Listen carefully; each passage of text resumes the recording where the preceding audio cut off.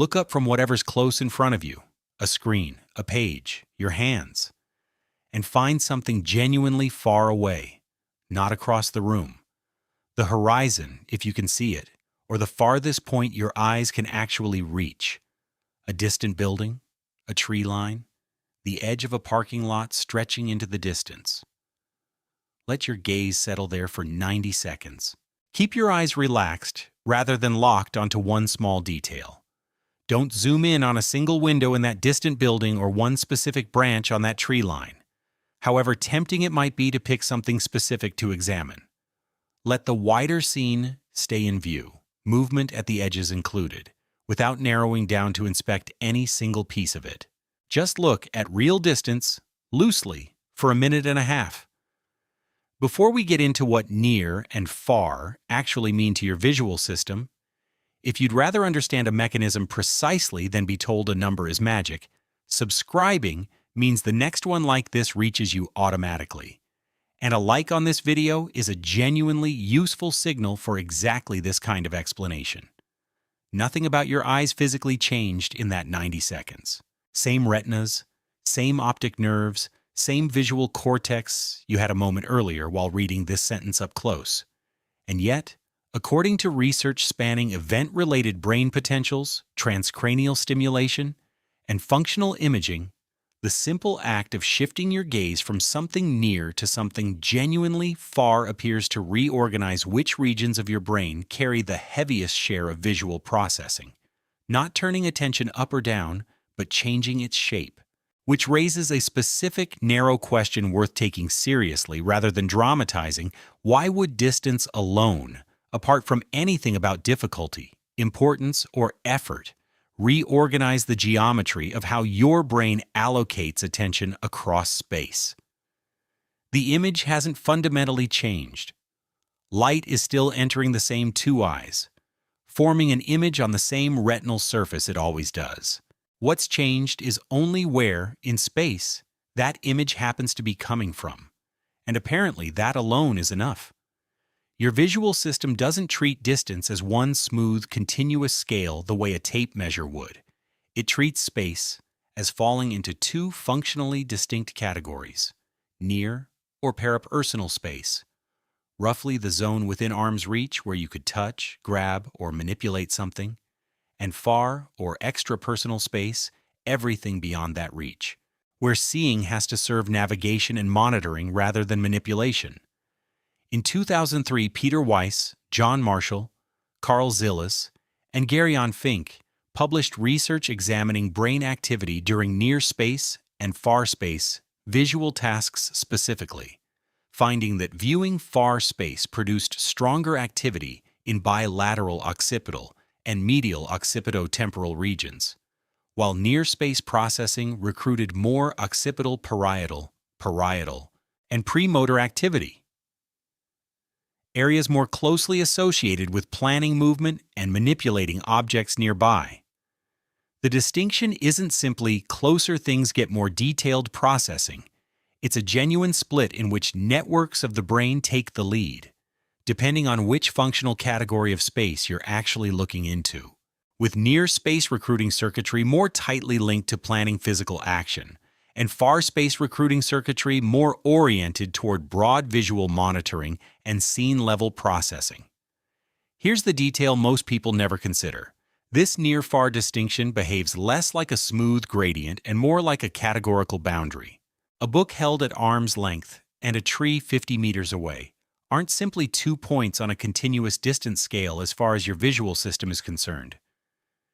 They sit on different sides of a functional line, one within reach and relevant to manipulation, the other requiring an entirely different kind of visual strategy built around scanning, orientation, and spatial monitoring rather than fine detail extraction for a task your hands might perform.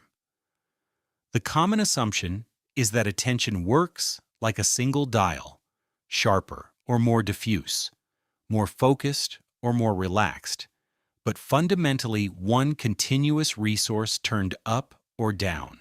The evidence points towards something structurally different.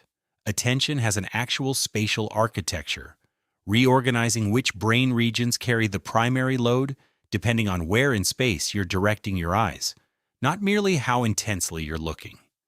There's a further wrinkle in how researchers define that near boundary, and it's worth including because it reveals how functional, rather than purely physical, the distinction actually is.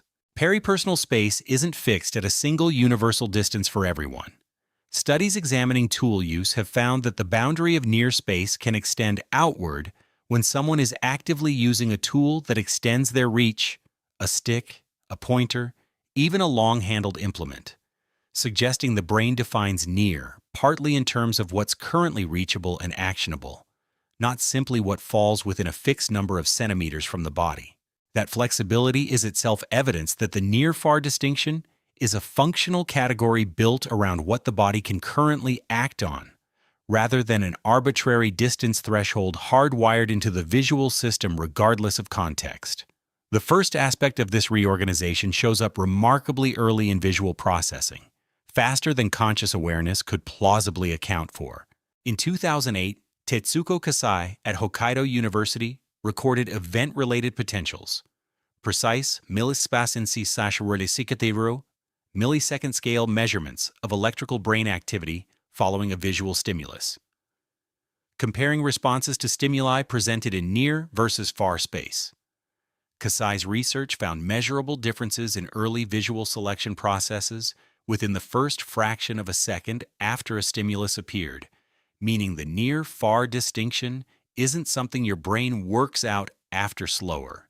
Deliberate interpretation. It's built into the earliest stages of how incoming visual information gets sorted, before you've had any chance to consciously decide how to think about what you're looking at. The specificity of this timing matters for what it rules out as an explanation. If the near-far difference only showed up in slower, later stages of processing, the kind associated with deliberate interpretation, memory, or conscious judgment, it would be reasonable to suspect that people simply think differently about near versus far objects, perhaps assigning them different importance or relevance after the fact. Kasai's event-related potential data showed measurable divergence within roughly the first 100 to 200 milliseconds after stimulus onset, a window generally associated with early, largely automatic sensory processing rather than deliberate cognitive evaluation. That timing places the near-far split closer to a basic property of how the visual system initially organizes incoming information than to a slower, more interpretive judgment layered on top of otherwise identical processing. The second aspect concerns which specific brain region appears to actively construct this near-far distinction, rather than simply reflecting it passively. In 2014, Indra Mahayana, Lily Chiang, Qiao Yun Chen, Chi-Hung Zhuan, and Neil Muggleton, working across National Central University and University College London, published research using transcranial magnetic stimulation, a technique that temporarily and safely disrupts activity in a targeted brain region, specifically targeting the precuneus, a region within the posterior parietal cortex.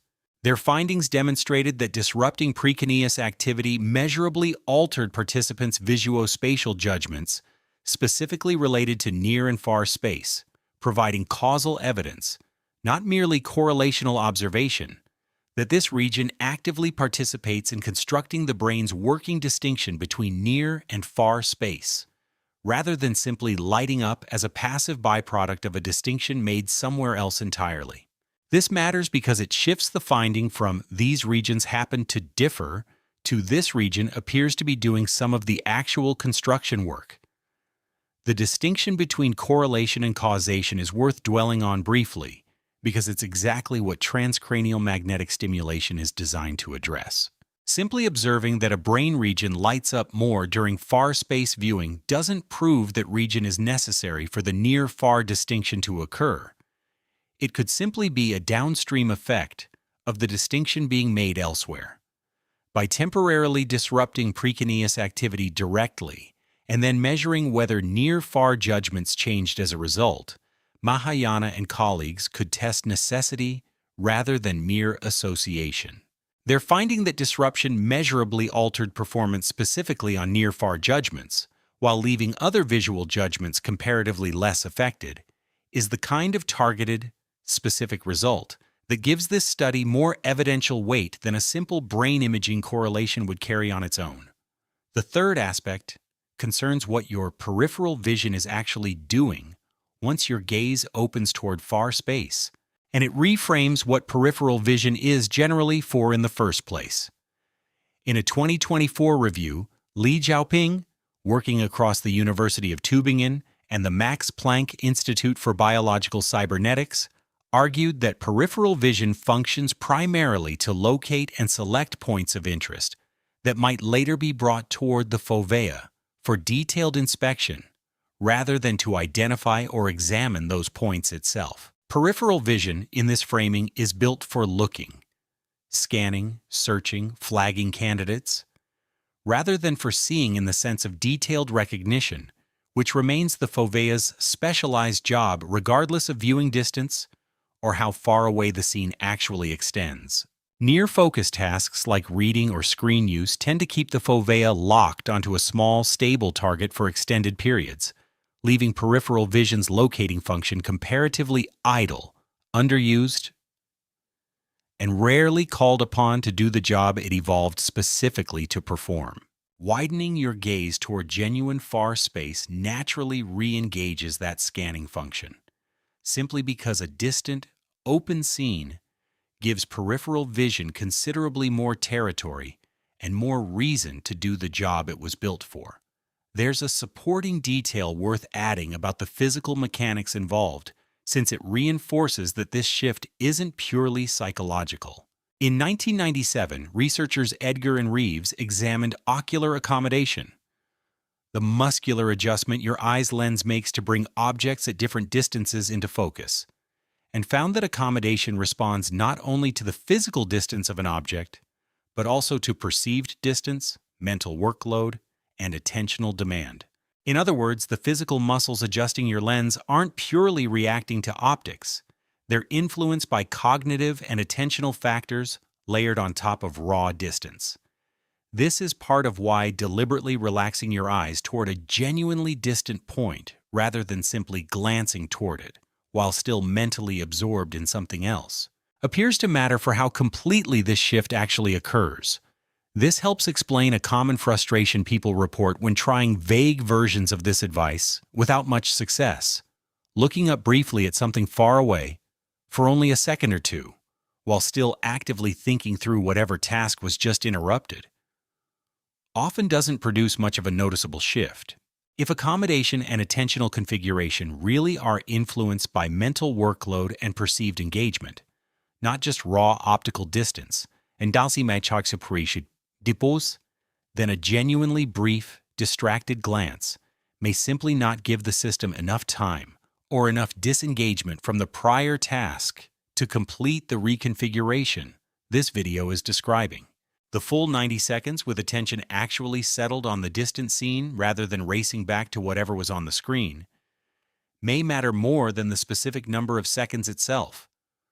The photography comparison here captures the mechanism more precisely than most engineering analogies, because it's built around exactly this kind of functional switch rather than a simple volume adjustment. A camera in macro mode focused tightly on a small nearby subject uses a shallow depth of field and directs nearly all of its resolving power toward a narrow region of the frame, rendering everything else soft and irrelevant by design. Switch that same camera to a wide, landscape-oriented mode, and the entire optical and processing configuration changes. Depth of field widens. The system distributes attention and detail capture across a much larger portion of the frame, and no single small area gets the concentrated resolving power the macro shot depended on. Nothing about the camera's overall capability increased or decreased between those two modes. The configuration simply changed to match a different kind of visual task. Modern autofocus systems make this comparison even more precise. Many cameras now use different focusing algorithms depending on subject distance and scene type. A close-up portrait mode prioritizes rapid, precise focus lock on a small, specific target, often a single eye, while a landscape or panorama mode distributes focus more evenly across depth and breadth, prioritizing overall scene coherence over any single point of sharpness. Neither algorithm is simply a stronger or weaker version of the other. They're built around different priorities entirely, selected automatically based on what the camera detects about the scene in front of it. Your visual attention, on the evidence discussed here, appears to make a comparably automatic selection based on distance, well before you consciously decide to look near or far. Your visual attention appears to shift between comparably distinct configurations depending on whether you're looking near or far, not because one configuration is better than the other, but because each is built for a different functional demand. If separating, attention gets stronger or weaker from attention changes shape, is the kind of precise distinction you want more videos to actually make. Subscribing keeps that coming without you having to search for it. And a like on this one helps this specific. Careful framing reach more people than the vaguer version usually does. Extend this outward into how thoroughly modern visual habits favor one of these two configurations, almost exclusively, day after day, often without a single genuine break long enough to matter. Reading, scrolling, typing, and most screen-based work all sit squarely within near parapersonal space, holding the visual system in that manipulation-oriented, narrow focus configuration for hours at a stretch. Far space viewing, genuine, open, unobstructed distance, competes for comparatively little of an average day, particularly for anyone working primarily indoors, at a desk, with screens positioned within arm's reach for the majority of waking hours, week after week, with no built-in mechanism forcing a switch back to the far space configuration at any regular interval. Two consequences of that imbalance get consistently misread. The first is the familiar experience of eye strain and headaches after long screen sessions, commonly attributed entirely to blue light exposure or insufficient blinking. Those factors are real contributors, but part of what may also be happening is a visual system held continuously in the near space configuration described here. With the parietal and premotor linked processing, the configuration recruits rarely given the chance to hand off to the broader, more distributed far space configuration, even briefly. The second is a subtler, harder to name sense of mental narrowness that can build across a long stretch of close, detailed work, a feeling some people describe as their thinking getting smaller or more tunnel-like the longer a task continues, as though the walls of whatever problem they're working on have quietly closed in around them. This is often chalked up to simple mental fatigue in the abstract, a generic sense of running out of steam. Part of what may be happening, more specifically, is that sustained engagement with the near-space processing network isn't being interrupted by any redistribution toward the broader, more spatially distributed far-space network, leaving attention structurally locked in one narrow configuration for far longer than it would have been under most ancestral visual conditions. Where near and far tasks would ordinarily have alternated throughout an ordinary day without anyone needing to schedule the switch deliberately. The common explanation for screen-related fatigue and narrowing focus points towards screen time in the abstract, treating all close-up visual work as equally taxing regardless of what, if anything, interrupts it. The research described here suggests something more specific. Screens aren't simply overusing your eyes. They're keeping the geometry of your visual attention locked into one particular configuration. Narrow, manipulation-oriented, foveally dominant, for hours, without ever letting the wider, far space, more peripherally distributed configuration take its turn. This isn't a claim that 90 seconds resets anything in a clinical sense, and this video won't pretend that a specific, validated biological threshold has been crossed. It's a more modest, more accurate claim. The geometry can shift briefly and reversibly, and giving it the chance to do so periodically may matter more than simply reducing total screen time without ever addressing the configuration itself.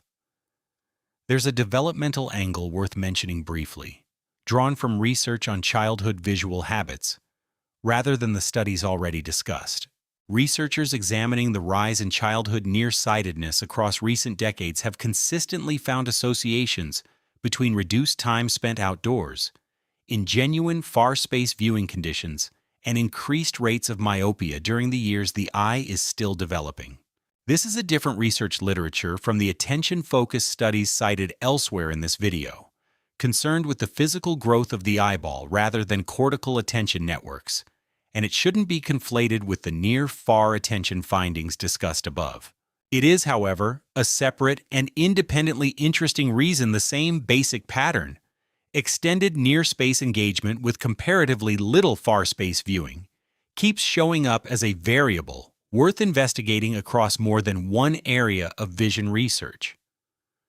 What 90 seconds of far-space viewing doesn't advertise is how deep this near-far distinction likely runs, functionally speaking.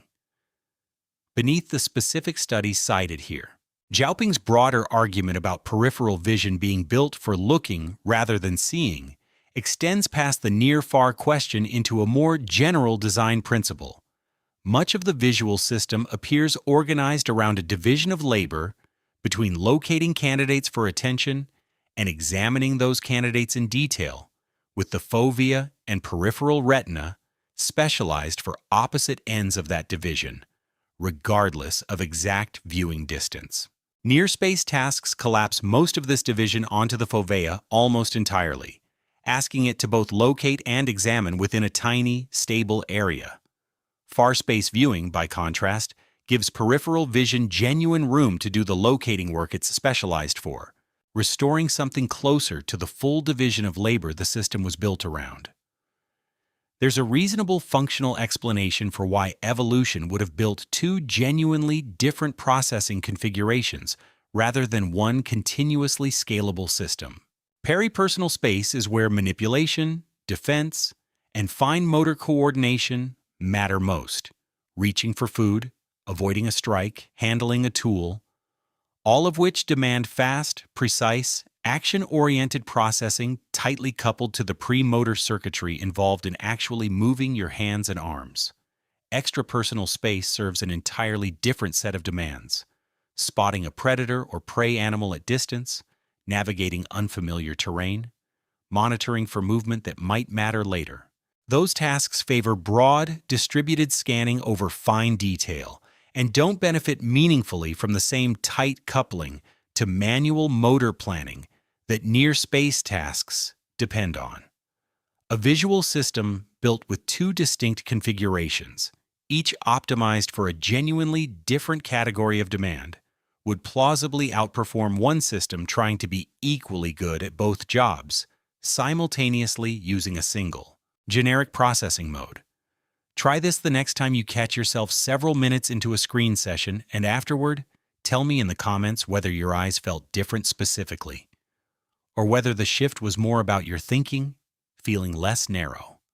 I'm curious whether people consistently notice one of those two things more than the other. The practical setup matters more than most people expect.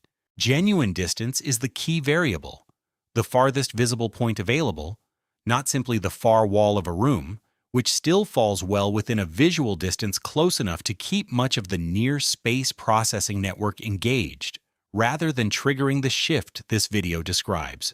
An open window with a real view, a doorway, looking outside, or simply stepping outdoors all work considerably better than looking across an indoor space, regardless of how far that indoor space might feel by comparison. There's no need for the view to be scenic or particularly interesting. A parking lot, a stretch of road, an ordinary suburban street all provide sufficient genuine distance for this shift. And the research described here has nothing to do with the content of what you're looking at, only its distance and the breadth of the visual field available at that distance. A dramatic mountain view isn't functionally different from a mundane stretch of open pavement, as far as the near-far processing distinction is concerned, provided both offer genuine distance and an open, unobstructed field, rather than a narrow, framed view. Keep your eyes soft, rather than sharply focused on one small feature within that distant scene. The instinct, when told to look far away, is often to pick something specific and study it. A particular building, a particular tree, which quietly recreates a version of near space, which means space object-centered processing at a distance, working against the broader, less object-specific configuration this exercise is built around. Let the whole scene register loosely instead without selecting and inspecting any single piece of it more than another. What weakens the exercise? Choosing a distant point and then studying it in detail anyway, which defeats the purpose by recreating a narrow, foveally dominant mode, regardless of the actual physical distance involved. Doing this across an indoor room, rather than toward genuine outdoor distance. Since indoor sightlines rarely extend far enough to clearly cross the functional near-far boundary described in this research, and using the 90 seconds to actively problem-solve or plan, since effortful, goal-directed thinking tends to recruit exactly the kind of focused, object-centered processing, this exercise is meant to briefly step away from undermining the shift before it has time to complete. Attention isn't only a matter of how hard you're concentrating. It has a shape, distributed across near and far space in ways your brain configures well before you're consciously aware of choosing to look at anything at all. 90 seconds doesn't reset that shape, or prove anything definitive about your particular afternoon. It simply lets you notice briefly that the shape exists at all. That somewhere behind a habit as ordinary as staring at a screen for hours, an entire second visual configuration has been sitting mostly unused, waiting for you to look far enough away to find it again. Most people go their whole lives without ever framing look at something far away as anything more than a break from eye strain, a piece of vague, well-meaning advice with no real specificity behind it. The research described here doesn't turn that advice into a clinical protocol, and it shouldn't be dressed up as one. It simply gives the advice an actual shape, a reason grounded in early visual selection, causal parietal involvement, and the functional split between locating and examining, rather than a shrug and a guess about what screens generally do to eyes in the abstract.